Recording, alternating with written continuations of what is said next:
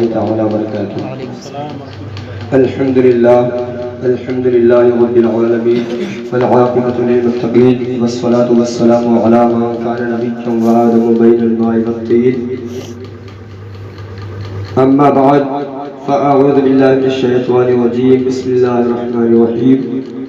كل نفس ذائقة الموت. صدق الله مولانا العظيم وصدق رسوله النبي الأمين المتين المعين الكريم. ونحن على ذلك لمن الشاهدين والشاكرين والحمد لله رب العالمین. آئیے حضرات، کچھ گفتگو کرنے سے قبل میں بہتر اور مناسب سمجھتا ہوں کہ ہم سب مل کر اپنے اور ساری کائنات کے مرکزی عقیدت مصطفیٰ جان رحمت، شمع بزم ہدایت، نوشہ بزم جنت، خسرو خوبا، سیاح لامکا، وجہ کن فقا، در اللہ المکنون، سر اللہ المخزون، عالم ما کانا وما یکون، آب و گل انبیاء، جان و دل اسفیاء، ارواحنا فدا، حضور احمد مجتبی محمد صلی اللہ تعالی علیہ وسلم کی مقدس بارگاہ میں جھوم جھوم کر درد پاک کا ہدیہ پیش کریں. اور اے باوز بلند اللہم صلی علی سیدنا شفیعنا حبیبنا کریمنا مولانا محمد معدن الجود والکرم وآلہ وبارک وسلم. صلاۃ و سلام علیک یا حبیبی یا رسول اللہ صلی اللہ تعالی علیہ وآلہ وسلم. محترم سامعین حضرات، جیسا کہ قرآن مقدسہ کی بہت ہی مشہور و معروف آیہ کریمہ تلاوت کی ہے، اور یہ جو یہاں پر محفل میلاد شریف کا پروگرام رکھا گیا ہے، یہ حضرت مولانا خادم صاحب قبلہ کے والد محترم کی اظہار ثواب کے لیے رکھا گیا ہے.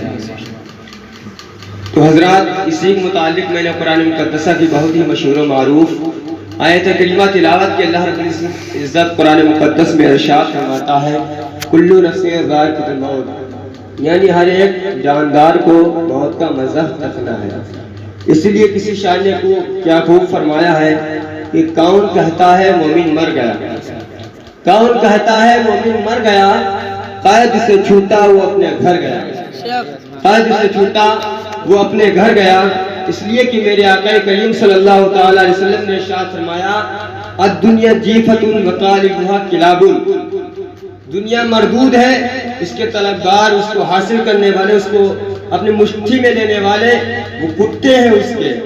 اور حضور فرماتے ہیں دنیا مومن کے لیے قید خانہ ہے، قید خانے میں کسی کو آرام نہیں ملتا ہے، پریشانیوں کا سامنا ہی کرنا پڑتا ہے. تو محترم سامعین، قرآن مقدس میں اللہ رب العزت نے ارشاد فرمایا کہ ہر ایک جاندار چیز کو موت کا مزہ چکھنا ہے. میں آپ کو بتاؤں کہ ہر ایک انسان کے اندر دو روحیں ہوتی ہیں، ہر ایک جاندار چیز کے اندر. ایک روح کا نام ہے روح حیات، دوسری روح کا نام ہے روح یقظہ. روح یقظہ جب اللہ رب العزت قید کرتا ہے، حکم دیتا ہے اپنے فرشتوں کو قید کرنے کا، تو انسان سو جاتا ہے. لیکن جب روح حیات قید ہوتی ہے تب انسان انتقال کر جاتا ہے، عالم دنیا سے عالم آخرت کی طرف پہنچ جاتا ہے. اس کی روح عالم ارواح میں پہنچ جاتی ہے. عالم ارواح کے اندر الگ الگ مقامات ہیں. جس طریقے سے جو انسان اچھے عمل کرے گا، کسی کا مقام عالم علیین میں ہے، کسی کا مقام عالم سجیین میں ہے. تو میں آپ کو بتاؤں کہ جب کسی انسان کی روح کو قبض کیا جاتا ہے تو اس وقت کس قدر تکلیف ہوتی ہے اس کو. میرے آقا صلی اللہ تعالی وسلم فرماتے ہیں کہ اگر کسی انسان کے اوپر ایک ساتھ میں 1000 تلواروں کی ضربیں لگائی جائے تو اس وقت اس کو اتنی تکلیف نہیں ہوگی جس وقت انسان کی روح نکلنے پر اس کو تکلیف اور درد محسوس ہوتا ہے.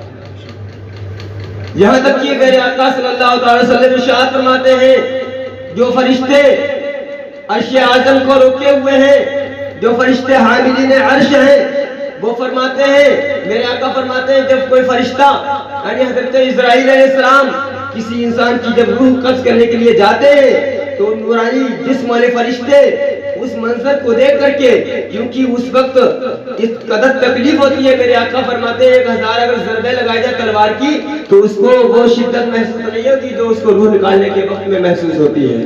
تو وہ فرشتے جب کسی انسان کے گھر میں روح نکالنے کے لیے جاتے ہیں تو جو نوری فرشتے ہیں، نوری جسم والے، جو کہ عرش اعظم کو روکے ہوئے ہیں، وہ اپنی نورانی جسم کو سکال لیتے ہیں خوف و دہشت کی وجہ سے، کہ ان کو پتا ہے کہ روح کو نکالنے کے وقت میں کس قدر تکلیف ہوتی ہے۔ یہاں تک کہ حضرت عیسیٰ علیہ السلام کی امی جان حضرت مریم رضی اللہ تعالی عنہما، جو کہ حضور پاک صلی اللہ تعالی وسلم بلکہ حضرت عیسیٰ علیہ السلام کی ماں ہے، جن کی شان میں 16ویں پارے کے اندر پوری سورہ مریم نازل ہوئی۔ حضرت عیسیٰ علیہ السلام اپنی امی جان کی قبر پہ جاتے ہیں اور فرماتے ہیں امی جان تیرے بیٹے عیسیٰ کو اللہ رب العزت نے یہ معجزہ عطا کیا ہے، یہ طاقت و قوت بخشی ہے کہ میں مردوں کو زندہ کر سکتا ہوں۔ میری امی جان میری خواہش ہے میں آپ کو زندہ کروں اور آپ مجھ سے بات کریں۔ تو آپ کی امی جان کی قبر سے آواز آتی ہے، کیا آواز آتی ہے؟ آواز آتی ہے کہ میرے بیٹے عیسیٰ میں دوبارہ زندہ نہیں ہونا چاہتی۔ آپ نے پوچھا کیوں؟ آپ نے پوچھا کیوں؟ آپ کے بیٹے کو اللہ رب العزت نے یہ معجزہ عطا کیا ہے کہ میں مردوں کو زندہ کر سکتا ہوں۔ میری ماں میری دلی خواہش ہے کہ میں آپ کو زندہ کروں، آپ مجھ سے چند کلمات گفتگو کریں، اس سے باتیں کریں۔ آپ کی امی جان قبر سے ارشاد فرماتی بیٹا عیسیٰ میں دوبارہ زندہ نہیں ہونا چاہتی، اس وجہ سے کہ روح نکالنے کے وقت میں جو مجھے تکلیف ہوئی تھی اس کو آج بھی میں برداشت کر رہی ہوں۔ جب تو مجھے زندہ کرے گا پھر مجھے موت آئے گی، پھر مجھے وہی تکلیف میری دوبارہ تازہ ہو جائے گی۔ روح نکالنے کے وقت کس قدر تکلیف ہوتی ہے، یہاں تک کہ میرے آقا صلی اللہ علیہ وسلم کی جو چہیتی بیوی ہے حضرت عائشہ صدیقہ رضی اللہ تعالی عنہ، وہ فرماتی ہیں کہ کاش میں پیدا ہی نہ ہوئی ہوتی، کاش میں پیدا ہی نہ ہوئی ہوتی۔ موت کے وقت میرے آقا فرماتے ہیں کہ اگر انسان کو جس وقت روح نکالی جاتی ہے، اگر نورانی رسیوں میں اس کو باندھا نہ جائے تو اس کی چیخ اور پکار کو سن کر کے ساری دنیا مر جائے گی۔ اس قدر تکلیف ہوتی ہے روح نکالنے کے وقت میں۔ یہاں تک کہ میں آپ کو بتاؤں، بس 2-3 منٹ کا واقعہ آپ کو سنا کر کے اس کے بعد انشاءاللہ رخصت ہو جاؤں گا۔ حضرت علی رضی اللہ تعالی عنہ اور حضرت امام حسن امام حسین رضی اللہ تعالی عنہ، ایک مرتبہ کیا ہوتا ہے کہ حضرت علی رضی اللہ تعالی عنہ گھر میں تشریف لاتے ہیں، کیا دیکھتے ہیں کہ حضرت سیدہ فاطمہ الزہرا رضی اللہ تعالی عنہ کپڑے دھل رہی ہیں، ادھر پانی گرم ہونے کے لیے اور چکی بھی چل رہی ہے، سب تیاریاں پہلے سے ہیں۔ حضرت علی فرماتے ہیں کہ فاطمہ یہ آج کام جو آپ کر رہی ہیں یہ معمول کے خلاف کر رہی ہیں، ایسا میں نے کبھی اس سے پہلے تو نہیں دیکھا کہ پانی بھی ابل رہا ہو، کپڑے بھی دھلنے کے لیے رکھے ہو۔ تو فرماتی ہیں کہ اے علی میرے ابا جان نے مجھے خواب میں بتایا کہ آج شام کو تمہارا انتقال ہو جائے گا، وصال ہو جائے گا تمہارا، اور فرمایا کہ علی میں نے روزہ رکھا ہے آج، میرے ابا جان نے کہا تھا کہ سحری علی کے دسترخوان پہ کرنا، افطار انشاءاللہ میرے دسترخوان پہ ہوگا۔ میرے محترم سامعین حضرات، جب حضرت سیدہ فاطمہ الزہرا کام بھی کر رہی ہیں، روتی جا رہی ہے، کپڑے دھل رہی ہے، روتی جا رہی ہے، چکی پیس رہی ہے، روتی جا رہی ہے، اور فرماتی ہے علی میرے انتقال کے بعد جس سے چاہنا نکاح کر لینا، جس سے چاہنا شادی کر لینا، لیکن میرے دونوں بچوں کے ساتھ ایک رات کبھی نہ کبھی گزار لیا کرنا۔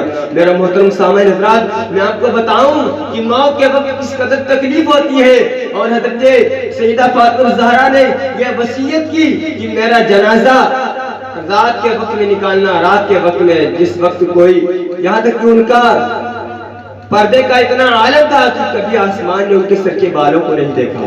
اسی وجہ سے انہوں نے فرمایا کہ میری زندگی میں کسی غیر محرم نے مجھے نہیں دیکھا ہے، تو مرنے کے بعد بھی کسی غیر محرم کی مجھ پہ نظر نہ پڑے۔ تو رات میں آپ کا جب جنازہ نکالا گیا، اس میں حضرت علی شریک ہیں، ان کے دونوں بیٹے حضرت امام حسن امام حسین شہید ہیں، اور ایک کوئی بزرگ تھے، ان کا نام مجھے یہ معلوم نہیں ہے، وہ بزرگ اس میں شامل ہوتے ہیں۔ 4 لوگ جنازے میں شرکت کرتے ہیں۔ جب قبر پہ قبرستان کے اندر لے جایا گیا تو وہ بزرگ امام حسن امام حسین اتنا رو رہے تھے تو ان بزرگ سے دیکھا نہ گیا۔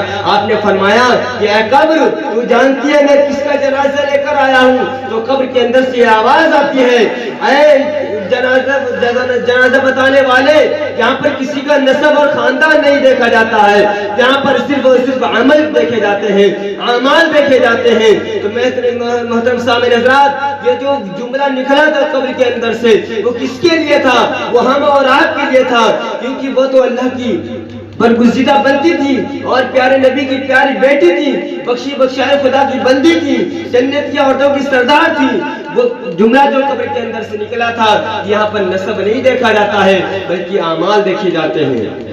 میرے محترم سامعین، انسان کو روح نکالنے کے وقت میں اتنی اس قدر تکلیف ہوتی ہے، یہاں تک کہ حضرت سفیان ثوری رحمۃ اللہ علیہ، سفیان ثوری ان کے شاگرد نے ایک مرتبہ، ان کا یہ معمول تھا کہ جوانی کے عالم میں ہی ڈنڈا لے کر چلتے تھے وہ، تو ان کی شاگرد نے اس قدر ان سے قربت اختیار کر لی اور قریبی اختیار کر لی، تو انہوں نے پوچھا حضرت میں آپ سے ایک سوال کرنا چاہتا ہوں، آپ کا میں عیب ظاہر نہیں کرنا چاہتا ہوں، اس نیت سے میں اس سوال کا جواب چاہتا ہوں تاکہ مجھے کچھ عبرت حاصل ہو سکے۔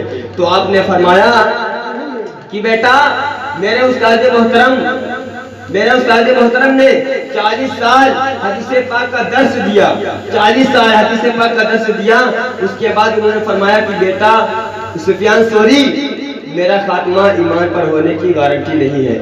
تو اتنا فرمایا انہوں نے، تو میرے استاد محترم کی زبان حال سے اتنا سننا تھا کہ اپنے وقت کا اتنا بڑا جگیر عالم، اتنا بڑا فقیر، 40 سال جس نے حدیث پاک کا درس دیا ہو، جب اس کے خاتمہ بالخیر ہونے پر کوئی گارنٹی نہیں ہے، تو میرا خاتمہ ایمان پر ہوگا اس کی کوئی گارنٹی نہیں ہے۔ اسی خوف و دہشت کی وجہ سے میرے اندر اتنی خوف و دہشت اور خوف خدا طاری ہوا کہ خوف خدا کی وجہ سے میری ریڑھ کی ہڈی ٹوٹ گئی، یہاں تک کہ مجمع میں جتنے لوگ تھے سب نے ہڈی کی ٹوٹنے کی آواز تو بھی سنا، اس وجہ سے کہ جب میرے استاد 40 سال حدیث کے درس دے، ان کا خاتمہ ایمان پر نہ ہونے کی گارنٹی نہیں ہے، تو میں اور آپ سب کیا حال ہوگا ہم لوگوں کا جب ایک اللہ کے ولی جس نے 40 سال حدیث پاک کا رسول کا درس دیا ہو، اس کا جب خاتمہ ایمان پر نہ ہونے کا کوئی گارنٹی نہیں ہے، تو ہم اور آپ کا کیا ہو سکتا ہے؟